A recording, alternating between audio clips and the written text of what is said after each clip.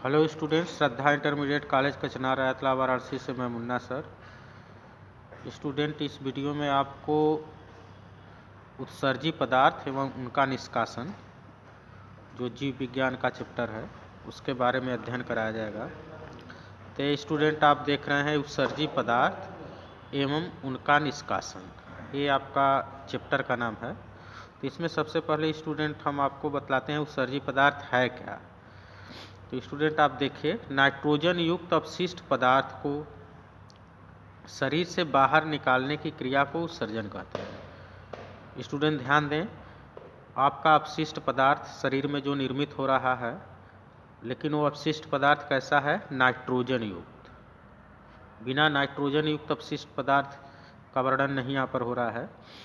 ऐसे अपशिष्ट पदार्थ जो नाइट्रोजन युक्त हो, तो उसी को बोला जा रहा है स्टूडेंट कि नाइट्रोजन युक्त अपशिष्ट पदार्थ को शरीर से बाहर निकालने की क्रिया को उत्सर्जन कहते हैं, तथा वो जो नाइट्रोजन युक्त अपशिष्ट पदार्थ है उसे आप उत्सर्जी पदार्थ कहते हैं। स्टूडेंट, उत्सर्जी पदार्थ कौन है? तो आप कह सकते हैं नाइट्रोजन युक्त अपशिष्ट पदार्थ। तो उत्सर्जी पदार्थ के श्रावण के आधार पर जंतुओं को निम्न वर्गों में बांटा गया है। स्टूडेंट ध्यान दें, यहाँ पर जंतु हमारे पास विभिन्न प्रकार के हैं और वो अपने उत्सर्जन क्रिया में किस प्रकार के उत्सर्जी पदार्थ को शरीर से बाहर निकालते हैं, उसके आधार पर जंतुओं को निम्न वर्गों में बांटा गया है। तो स्टूडेंट, सबसे पहले आप देखें अमोनोटेलिक प्राणी। अमोनोटेलिक प्राणी स्टूडेंट एक कैटेगरी के आधार पर है, यहाँ आपको दिया गया है। अमोनोटेलिक प्राणी किसे कहते हैं? तो कह रहा है कि ऐसे प्राणी जो अमोनिया का उत्सर्जन करते हैं उन्हें अमोनोटेलिक प्राणी कहते हैं। स्टूडेंट ध्यान दें, कुछ प्राणी ऐसे हैं जो अपने शरीर से उत्सर्जी पदार्थ को बाहर निकालते हैं और वह उत्सर्जी पदार्थ अमोनिया होता है। तो जब अमोनिया के रूप में उत्सर्जी पदार्थ को शरीर से बाहर निकाला जाता है तो उन प्राणियों को अमोनोटेलिक प्राणी कहते हैं। ये प्राणी है कौन? अस्थिल मछलियां हैं, उभयचर हैं, जलीय कीट हैं, अमीबा है, पैरामीशियम है इत्यादि। तो स्टूडेंट ध्यान दें, अमोनोटेलिक प्राणी ऐसे प्राणी जो अपने उत्सर्जन क्रिया में अमोनिया को शरीर से बाहर निकालते हैं। तो ऐसे पदार्थ जो अमोनिया के रूप में शरीर से बाहर निकाले जाते हैं, तो उन प्राणियों को आप कहेंगे अमोनोटेलिक प्राणी। स्टूडेंट, ये उदाहरण के तौर पर आपको दिया गया है कि कौन कौन से जंतु हैं जो अमोनिया को उत्सर्जी पदार्थ के रूप में निकालते हैं। अगला स्टूडेंट आइए देखते हैं यूरियोटेलिक प्राणी। स्टूडेंट ध्यान दें, यूरियोटेलिक प्राणी ऐसे जंतु जो अपने उत्सर्जन क्रिया में यूरिया का निष्कासन करते हैं, अर्थात उत्सर्जी पदार्थ को यूरिया के रूप में निकालते हैं। ऐसे जंतु जो अपने उत्सर्जन क्रिया में यूरिया को शरीर से बाहर निकालते हैं उन्हें यूरियोटेलिक प्राणी कहते हैं। स्टूडेंट है, यूरियोटेलिक प्राणी का उदाहरण कौन है? मनुष्य है, मेढक है, समुद्री मछलियां हैं इत्यादि। इस प्रकार आप स्टूडेंट कह सकते हैं कि हम लोग अथवा मनुष्य अपने उत्सर्जन क्रिया में यूरिया को शरीर से बाहर निकालते हैं, इसलिए हम लोग किस कैटेगरी में आते हैं? यूरियोटेलिक प्राणी। तो मनुष्य एक यूरियोटेलिक प्राणी है, अर्थात वह अपने उत्सर्जन क्रिया में यूरिया को शरीर से बाहर निकालता है। तो ये यूरियोटेलिक प्राणी। अगला स्टूडेंट आपका है यूरिकोटेलिक। स्टूडेंट, ये बहुत ही इम्पॉर्टेंट है आपके लिए। पहला इम्पॉर्टेंट, वैसे पूछने के लिए वो सब भी पूछे जा सकते हैं जो ऊपर आपका बताया गया है। तो यहाँ कह रहे हैं सबसे इम्पॉर्टेंट यूरिकोटेलिक प्राणी है स्टूडेंट। तो ध्यान दें, ऐसे जंतु जो अपने उत्सर्जन क्रिया में यूरिक एसिड को, ये देखिए स्टूडेंट, यूरिक और यहाँ लिखा है एसिड। तो ऐसे जंतु जो अपने उत्सर्जन क्रिया में यूरिक एसिड को शरीर से बाहर निकालते हैं उन्हें यूरिकोटेलिक प्राणी कहते हैं। ऐसे जंतु जो अपने उत्सर्जन क्रिया में यूरिक एसिड को शरीर से बाहर निकालते हैं उन्हें यूरिकोटेलिक प्राणी कहते हैं। यूरिकोटेलिक प्राणी का उदाहरण स्टूडेंट आपका सरीसृप है, पक्षी है, स्थलीय घोंघा है, कीट है इत्यादि। तो स्टूडेंट ध्यान दें, यूरिकोटेलिक प्राणी अर्थात यूरिक एसिड को शरीर से बाहर निकालने की क्रिया जो आपका है, तो यूरिकोटेलिक प्राणी या यूरियोटेलिक प्राणी या मोनोटेलिक प्राणी, तो इसी में घटना चलता है स्टूडेंट। जैसे यूरिकोटेलिक प्राणी तो यह घटना कहलाएगा यूरिकोटेलिज्म। यूरियोटेलिक प्राणी जो ऊपर है तो उसे कहेंगे यूरियोटेलिज्म। ऐसे अमोनोटेलिक है तो घटना कहलाएगा अमोनोटेलिज्म। तो स्टूडेंट यहाँ पर आपको दिया जा रहा है कि सरीसृप हैं, पक्षी हैं। स्टूडेंट ये बहुत ही इम्पॉर्टेंट है, ये ऑब्जेक्टिव टाइप का 1 नंबर का बोर्ड से लेकर कंपटीशन तक बहुत इम्पॉर्टेंट है कि सरीसृप और पक्षी या स्थलीय घोंघा जो नीट का क्वेश्चन है, ये आप कह सकते हैं कि किस रूप में अपने उत्सर्जी पदार्थ को शरीर से बाहर निकालते हैं। तो आप आंसर देंगे यूरिक एसिड के रूप में निकालते हैं स्टूडेंट। और इन प्राणियों को आप कहते हैं यूरिकोटेलिक प्राणी।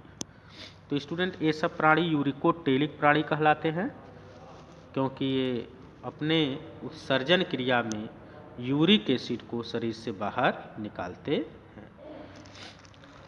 तो ये आपका स्टूडेंट कुछ जंतु की कैटेगरी थी, जंतुओं का वर्गीकरण था जो अलग अलग कह सकते हैं रूप से उत्सर्जी पदार्थ को शरीर से बाहर निकालते हैं। स्टूडेंट ये आपका एनसीईआरटी चल रहा है, एनसीईआरटी के हिसाब से है, और सब किताब आप देखेंगे तो उसमें तो बहुत से एग्जाम्पल, बहुत से प्रोसेस होंगे गाइड वाइड में, लेकिन यहाँ टोटल एनसीईआरटी का वर्णन किया जा रहा है। स्टूडेंट यहाँ देखें मानव उत्सर्जन तंत्र। मानव उत्सर्जन तंत्र, मानव उत्सर्जन तंत्र में सबसे पहले स्टूडेंट आप देखे हैं, ये आप हेडिंग आप कर लीजिए ब्रिक या किडनी। यहाँ लिखा नहीं है क्या है स्टूडेंट, लेकिन आपको बताया जा रहा है। मानव उत्सर्जन तंत्र में सबसे पहले आप देखें कि किडनी मनुष्य का कैसा है, या कह सकते हैं जो मानव का उत्सर्जन तंत्र है या मानव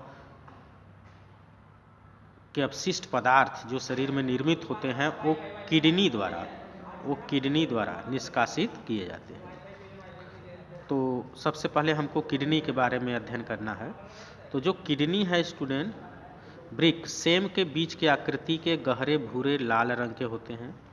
ध्यान से सुनिए स्टूडेंट, ब्रिक का जो आकृति है वो कैसा है, बिल्कुल सेम के बीज के आकृति का, और इसका जो कलर है वो गहरे भूरे लाल रंग का है, तथा ये अंतिम वक्षीय और तीसरी कटी कशेरुका के समीप उदर गुहा में, यहाँ स्टूडेंट ध्यान दें,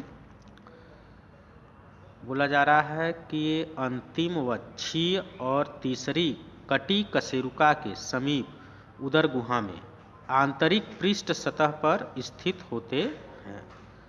तो स्टूडेंट ये आपका ब्रिक जो है सेम के बीज के आकृति का है, इसका रंग गहरे लाल भूरे रंग का है, और ये शरीर में कहाँ स्थित है, तो आप कहेंगे कि अंतिम वक्षीय और तीसरी कटी कशेरुका के समीप उदर गुहा में आंतरिक पृष्ठ सतह पर स्थित होते हैं। स्टूडेंट देखें मनुष्य में 2 ब्रिक पाए जाते हैं। स्टूडेंट ध्यान दें, जो मनुष्य का शरीर है उसमें ब्रिकों की संख्या कितनी है, 2। अब प्रत्येक ब्रिक की लंबाई 10 से 12 सेंटीमीटर। स्टूडेंट ध्यान दें, प्रत्येक ब्रिक की लंबाई कितनी है, 10 से 12 सेंटीमीटर, और मनुष्य में ब्रिकों की संख्या कितनी है स्टूडेंट, 2। तो कह सकते हैं आप प्रत्येक ब्रिक की लंबाई 10 से 12 सेंटीमीटर है और चौड़ाई 5 से 7 सेंटीमीटर है, जबकि मोटाई 2 से 3 सेंटीमीटर है स्टूडेंट। ये मोटाई है 2 से 3 सेंटीमीटर, चौड़ाई 5 से 7 सेंटीमीटर और जो आपका लंबाई था वो 10 से 12 सेंटीमीटर। और किडनी का भार लगभग 120 से 170 ग्राम होता है। स्टूडेंट ध्यान दें, किडनी जो आपके शरीर में है उसका औसतन भार कितना है? 120 से 170 ग्राम। ये स्टूडेंट आप ध्यान दीजिएगा, 120 से 170 ग्राम होता है।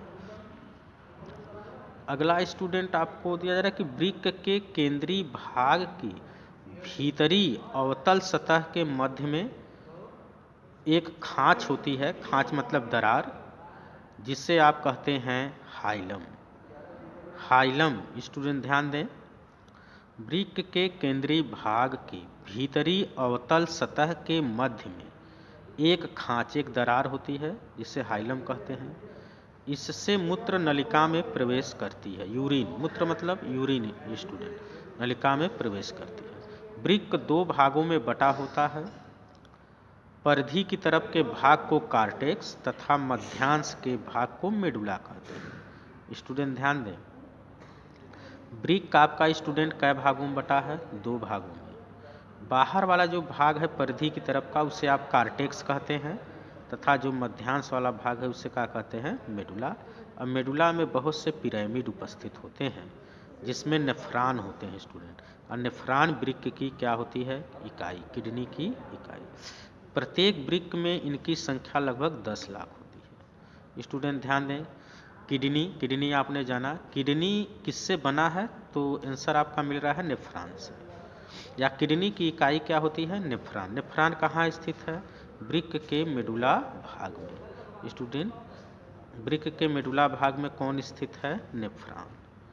तो नेफ्रॉन जो होता है स्टूडेंट ना, वो वृक्क की क्या होती है? इकाई। तो स्टूडेंट इस वीडियो में इतना ही, नेक्स्ट वीडियो में आपको दिया जाएगा। धन्यवाद।